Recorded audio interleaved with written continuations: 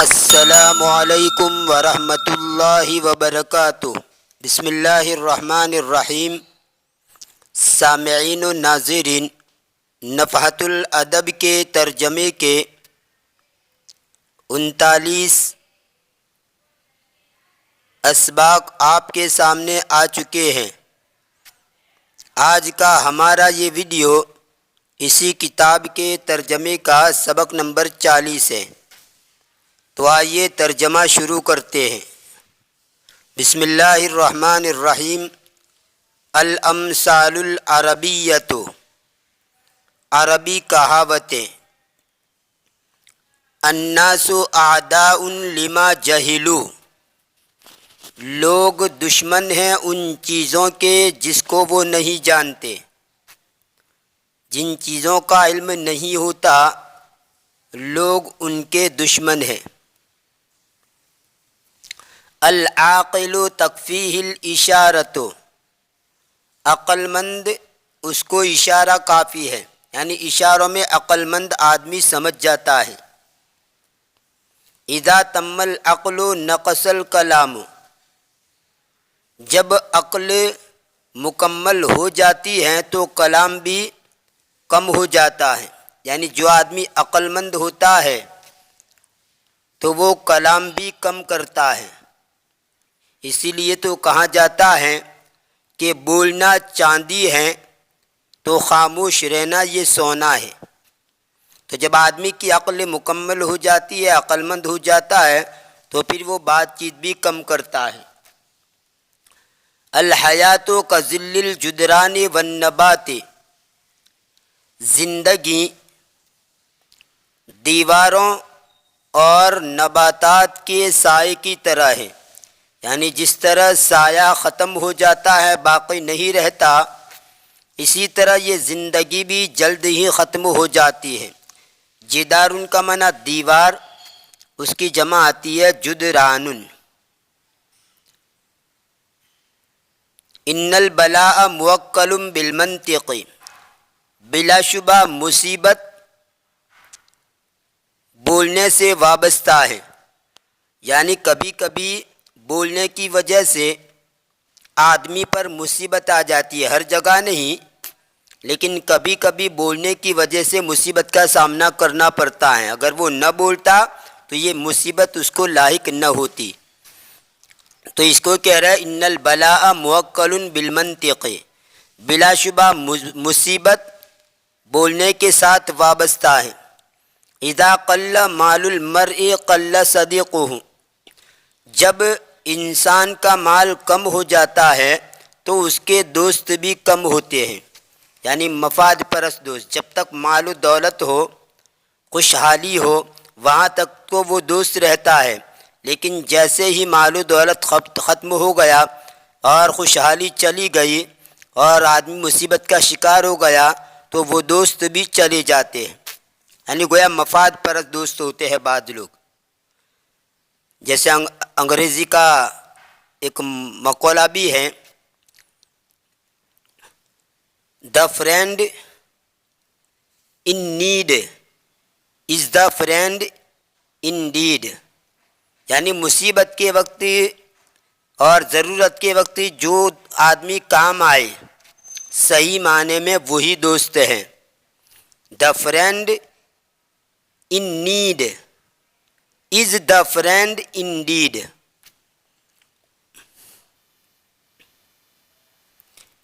اصلاح الرعیت انفع من کثرت الجنود، رعایا کی اصلاح کرنا لشکروں کو بڑھانے سے زیادہ نفع بخش ہیں، یعنی بجائے لشکر کو بڑھانے کے، اب لشکر بڑھایا کیوں جاتا ہے؟ رعیت کو کنٹرول کے اندر کیا جائے، پبلک کو کنٹرول کے اندر کیا جائے۔ تو اگر رعیت کی اصلاح کر دی جائے اور پبلک کی اصلاح کر دی جائے تو کثرت جنود کی ضرورت نہیں ہے۔ اس کو کہہ رہے اصلاح الرعیت انفع من کثرت الجنود، رعیت کی اصلاح یہ کثرت جنود سے، لشکروں کو بڑھانے سے زیادہ نفع بخش ہے۔ اذا تقرر الکلام علی السمع تقرر فی القلب، جب کلام کانوں پر بار بار ٹکراتا ہے تو وہ دل کے اندر جم جاتا ہے، یعنی ایک بات جب بار بار کہی جائے اور کانوں سے ٹکراتی رہے تو وہ بات دل کے اندر بیٹھ جاتی ہے اور راسخ ہو جاتی ہے۔ الودیع اذا ارتفع تکبر و اذا حکم تجبر۔ وزی کا معنی کمینہ، ذلیل، رفیع کا الٹا، رفیع کا معنی شریف، بلند مرتبہ، یہ اس کی ضد ہے وزی یعنی کمینہ، ذلیل۔ الوزیع اذا ارتفع تکبر و اذا حکم تجبر۔ کمینہ جب وہ ترقی کرتا ہے، ارتفع یرتفع، ارتفاع کا معنی بلند ہونا، آگے بڑھنا، چڑھنا، یعنی کمینہ آدمی ہوتا ہے جب وہ آگے بڑھتا ہے یعنی ترقی کرتا ہے۔ تکبر تو وہ گھمنڈ کرتا ہے۔ شریف آدمی کبھی بھی، اگر مان لو شریف آدمی کو ڈگری مل گئی، کوئی عہدہ مل گیا، کسی چیز کے اندر ترقی کر لی، تو شریف آدمی کبھی بھی غرور اور گھمنڈ کے اندر مبتلا نہیں ہوگا۔ لیکن جو کمینہ ہوگا اسے کوئی ڈگری مل جائے گی یا کسی چیز کے اندر ترقی کرے گا تو وہ گھمنڈ میں آ جائے گا۔ مٹا دی اپنی ہستی کو اگر کچھ مرتبہ چاہے کہ دانہ خاک میں مل کر گلے گلزار ہوتا ہے۔ اپنے آپ کو چاہے کتنی ڈگریاں مل گئی، کتنا بھی اونچا ہو گیا، ترقی کر گیا ہو، اپنی ذات کو کچھ بھی نہیں سمجھنا چاہیے۔ جو اہل وصف ہوتے ہیں ہمیشہ جھک کے رہتے ہیں، اہل وصف یعنی اللہ والے، جو اہل وصف ہوتے ہیں ہمیشہ جھک کے رہتے ہیں۔ سراہی سر نگو ہو کر برا کرتی ہے پیمانہ۔ اور اسی کو کسی نے دوسرے انداز کے اندر کہا ہے، تواضع کا طریقہ سیکھ لو لوگو سراہی سے، تواضع کا طریقہ سیکھ لو لوگو سراہی سے، کہ جاری فیض بھی ہے اور جھکی جاتی ہے گردن بھی، کہ جاری فیض بھی ہے اور جھکی جاتی ہے گردن بھی، یعنی دوسروں کو فائدہ بھی پہنچا رہی ہے لیکن جھکتی بھی جاتی ہے۔ تو آدمی کے اندر جتنا کمال ہو، اس سے لوگوں کو جتنا فائدہ پہنچتا ہو اور علم کو بانٹتا ہو تو آدمی کو اتنا ہی جھکنا چاہیے، نہ کہ سر اٹھانا چاہیے۔ خیر، تو اسی کو کہہ رہے ہیں الودیع اذا ارتفع تکبر۔ کمینہ جب وہ ترقی کرتا ہے تو گھمنڈ کرتا ہے، وَإِذَا حَكَمَ تَجَبَّرَ، اور جب وہ حکومت کرتا ہے تو سخت بن جاتا ہے۔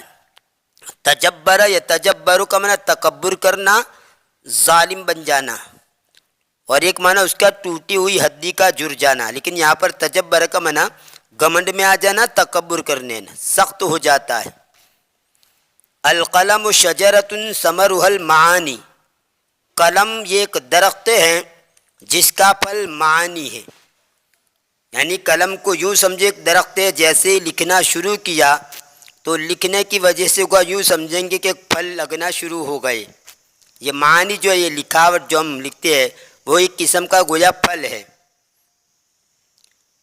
خیر الامور اوساطها، بہترین کام، بہترین امور وہ ہیں جو میانہ روی ہو، یعنی سب سے بہتر کام وہ ہوتا ہے جو میڈیم ہو، نہ افراط ہو نہ تفریط ہو، نہ حد سے تجاوز ہو نہ حد سے کمی ہو۔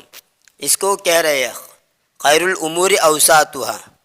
بلکہ حدیث کے اندر بھی آتا ہے، اللہ کے رسول صلی اللہ علیہ وسلم کی حدیث ہے، خیر الاعمال ادومها واوسطها، او کما قال علیہ الصلاۃ والسلام، کہ اعمال میں سب سے بہتر عمل وہ ہے کہ جس کی پابندی کی جائے، یعنی ہمیشہ ہمیشہ اس کو کیا جائے اور درمیانی ہو۔ تو پابندی یعنی ہمیشہ کرے، چاہے معمولی چھوٹا سا کام کرے لیکن پابندی کے ساتھ کرے، کم کام کرے لیکن پابندی کے ساتھ کرے، اور میڈیم ہو، نہ حد سے زیادہ ہو نہ حد سے کم ہو، میڈیم۔ حب الشیء یومی ویسم، کسی بھی چیز کی محبت اندھا اور بہرا کر دیتی ہے۔ آدمی کو کسی چیز سے محبت ہو جاتی ہے تو اس محبت کی وجہ سے وہ اندھا بہرا ہو جاتا ہے، یعنی کسی کی سننے کے لیے بھی تیار نہیں ہوتا اور اس کے انجام کو بھی نہیں دیکھتا کہ اس کا انجام کیا ہوگا، گویا ان سے بھی وہ اندھا بنا رہتا ہے۔ حب الدنیا رأس کل خطیۃ، دنیا کی محبت ہر خطا کی جڑ ہے۔ راسن کا معنی ہوتا ہے سر، لیکن یہاں پر جڑ ترجمہ کریں گے، یعنی اگر دنیا کی محبت ہے تو یہ یوں سمجھے کہ ہر گناہ کی یہ جڑ ہے۔ کسی کتاب کے اندر پڑھا تھا کہ کسی اللہ والے نے بڑی عجیب بات کہی ہے، دنیا کی محبت کتنی خطرناک چیز ہے اس کے بارے میں۔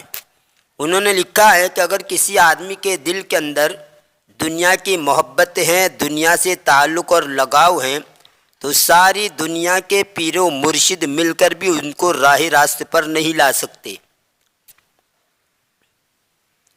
اور اگر کسی آدمی کے دل کے اندر دنیا کی محبت نہیں ہے تو ساری دنیا کے گنڈے مل کر بھی ان کا کچھ نہیں بگاڑ سکتے۔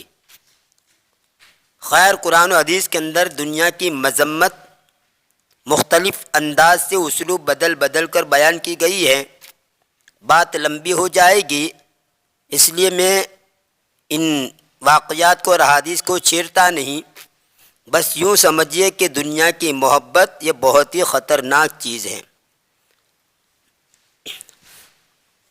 حب الدنیا رأس کل خطیہ، دنیا کی محبت ہر خطا کی جڑ ہے۔ ایک بات کہہ دوں جو آپ کے فائدے کے لیے، کہ آدمی کے دل کے اندر کچھ نہ کچھ تو دنیا کی محبت ہوتی ہے، تو فطری طور پر اللہ نے رکھی ہے۔ جیسے قرآن کریم کے اندر ہے زُيِّنَ لِلنَّاسِ حُبُّ الشَّهَوَاتِ مِنَ النِّسَاءِ وَالْبَنِينَ وَالْقَنَاطِيرِ الْمُقَنطَرَةِ، اس میں یہی بات ہے کہ عورتوں کی سونے چاندی کی محبت مزین کی گئی ہے تمہارے دلوں کے اندر۔ اس لیے حضرت عمر فاروق رضی اللہ تعالیٰ عنہ فرمایا کرتے تھے کہ اللہ میں یہ تو نہیں کہتا کہ دنیا کی محبت میرے دل سے نکال دے،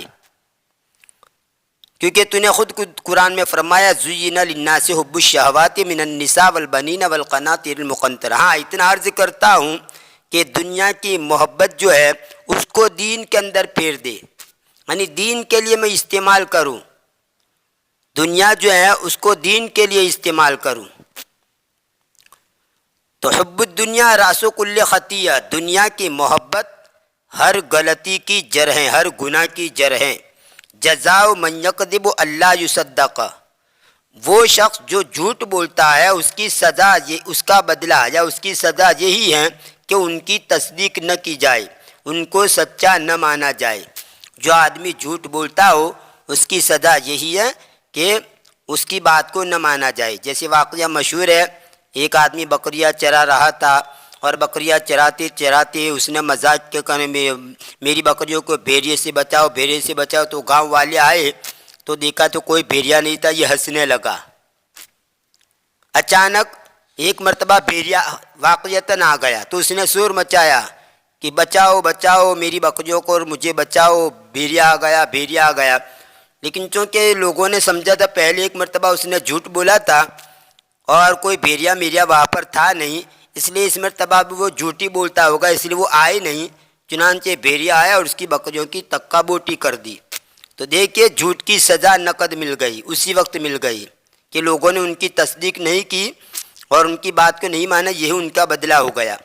جزاء من یکذب اللہ یصدق، وہ شخص جو کہ جھوٹ بولتا ہے اس کی سزا یہی ہے کہ اس کی تصدیق نہ کی جائے۔ طول التجارب زیادۃ فی العقل، لمبا تجربہ عقل کے اندر زیادتی کرتا ہے، یعنی آدمی کو تجربہ ہوتا ہے تو اس کو عقل کے اندر بھی اضافہ ہوتا ہے۔ ایک بات میں پتے کی بات کہوں، بڑی اچھی بات کہی ہے کسی نے، غالباً فیض ابرار کے اندر ایک کتاب ہے فیض ابرار تقاریر کی، اس کے اندر لکھا ہوا ہے مولانا شیخ ابرار رحمۃ اللہ تعالی علیہ، جو ترکیسر کے اندر، گجرات کے اندر جو ترکیسر مدرسہ ہے وہاں پر پڑھاتے تھے، شیخ الحدیث تھے، انہوں نے لکھا ہے ان کی خطبات کے اندر یہ بات ہے کہ کسی بھی کام کے اندر جوانوں کا جوش ہو اور بروں کا ہوش ہو تو وہ کام پایۂ تکمیل کو پہنچتا ہے۔ جوانوں کا جوش تو کام کرنے پر آمادہ کرے گا اور بروں کا ہوش اس کام کو کرنے کا طریقہ بتلائے گا، کیونکہ وہ برے لوگ جو ہوتے ہیں، جو پرانے لوگ ہیں، برے لوگ ہیں، وہ زندگی کے نشیب و فراز سے گزرے ہوئے ہوتے ہیں، زندگی کے اتار چڑھاؤ سے، اپ ڈاؤن سے گزر کر آتے ہیں، اس لیے انہیں تجربہ زیادہ ہوتا ہے۔ وہ صحیح ڈھنگ بتلائیں گے کہ کام کو کس طرح کرنا چاہیے۔ تو دونوں چیزیں ضروری ہیں، جوانوں کا جوش ہو اور بروں کا ہوش ہو تو وہ کام اچھی طرح انجام پذیر ہوگا، اچھی طرح وہ کام پورا ہوگا۔ تو اس کو کہہ رہا ہے طول التجارب زیادۃ فی العقل، کہ لمبا تجربہ یا عقل کے اندر زیادتی پیدا کرتا ہے، زیادتی کرتا ہے۔ من حفظ لسانہ قلت ندامتہ، وہ آدمی جس نے اپنی زبان کی حفاظت کر لی، یعنی اپنی زبان کی حفاظت کر لیتا ہے تو اس کی ندامت کم ہو جاتی ہے، یعنی پچھتانا کم پڑتا ہے۔ کبھی کبھی آدمی ایسی بکواس کر دیتا ہے کہ بکواس کرنے کے بعد پھر اس کو ندامت، کافی افسوس ملنا پڑتا ہے، ندامت اٹھانی پڑتی ہے۔ کل اناء یندہ بما فیہ، ہر برتن وہی ٹپکاتا ہے جو اس میں ہوتا ہے۔ بعض جگہ پر یندہ کی جگہ پر یترشح بھی آتا ہے، کل اناء یترشح بما فیہ، تو یندہ کی جگہ پر یترشح بھی آپ کہہ سکتے ہیں۔ کل اناء یندہ بما فیہ، ہر برتن وہی ٹپکاتا ہے جو اس کے اندر ہوتا ہے، یعنی دل کے اندر جو باتیں ہوتی ہے وہ ظاہر ہو کر رہتی ہے۔ آدمی کے دل کے اندر جو باتیں ہوتی ہے وہ زبان سے ظاہر ہو ہی جاتی ہے، اور زبان سے جو باتیں ظاہر ہوتی ہے وہ دل کی ہوتی ہے۔ کوئی آدمی یہ نہیں کہہ سکتا زبان سے کچھ بات کہی اور یہ کہے کہ میرے دل کے اندر تو یہ تھا نہیں، دل کے اندر جو بات ہوتی ہے وہی زبان پر آتی ہے۔ خیر المال ما وقی بہ العرض، بہترین مال وہ ہے جس کے ذریعے عزت و آبرو کو بچایا جائے۔ من احب شیئا اکثر ذکرہ، وہ آدمی جو کسی چیز سے محبت کرتا ہے تو اس کا ذکر زیادہ کرتا ہے۔ آدمی کو جس چیز سے محبت ہوتی ہے، لگاؤ ہوتا ہے، اس کا بار بار ذکر کرتا رہتا ہے۔ وحدۃ المرء خیر من جلیس السوء، آدمی کا تنہا رہنا برے ہم نشین سے، برے ساتھی سے بہتر ہے، یعنی اکیلا رہے، تنہائی کے اندر رہے، یہ بہتر ہے اس کے مقابلے میں کہ بری صحبت کے اندر رہے، برے لوگوں کے ساتھ اپنی نشست و برخاست رکھے۔ من نقل الیک نقل عنک، وہ آدمی جو تیری طرف نقل کرے گا وہ تجھ سے بھی نقل کرے گا، یعنی ایک آدمی اگر تمہارے سامنے کسی کی برائی بیان کرتا ہے تو سمجھ لو کہ تمہاری بھی دوسرے کے سامنے جا کر برائی بیان کرے گا ہی۔ اس کو کہہ رہا ہے من نقل الیک نقل عنک، جو تیری طرف نقل کرتا ہے تو وہ تیری طرف سے بھی نقل کرے گا۔ لا یلدغ المرء من جوہر مرتین، انسان ایک بل سے دو مرتبہ نہیں ڈسا جا سکتا، یعنی انسان کو ایک مرتبہ کسی سے دھوکا ہو جاتا ہے تو دوسری مرتبہ وہ دھوکا نہیں کھاتا۔ لا یلدغ المرء من جوہر مرتین، ایک بل سے، بل یعنی یہ سانپ وغیرہ کا جو بل ہوتا ہے رہنے کا، اگر اس کو کہا جاتا ہے جوہر، دو مرتبہ بل سے آدمی کو نہیں ڈسا جا سکتا۔ لدغ یلدغ، لدغن اس کا معنی ہوتا ہے سانپ وغیرہ کا کاٹنا، لدغ یلدغ کا معنی سانپ کا کاٹنا، ڈسنا۔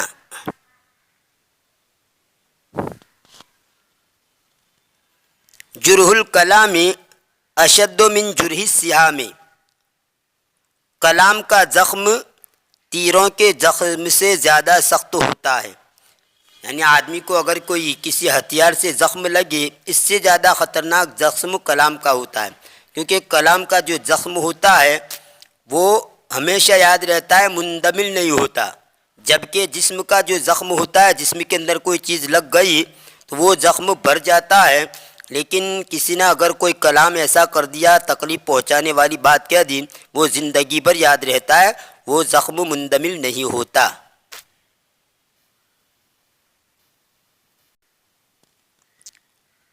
یہ تھا نفحۃ الادب کے ترجمے کا سبق نمبر 40، کیونکہ بات لمبی ہو جائے گی، ویڈیو لمبا ہو جائے گا، اس لیے ما بقیہ جو الامثال العربیہ ہے اس کو آئندہ ویڈیو کے اندر آپ کے سامنے پیش کیا جائے گا۔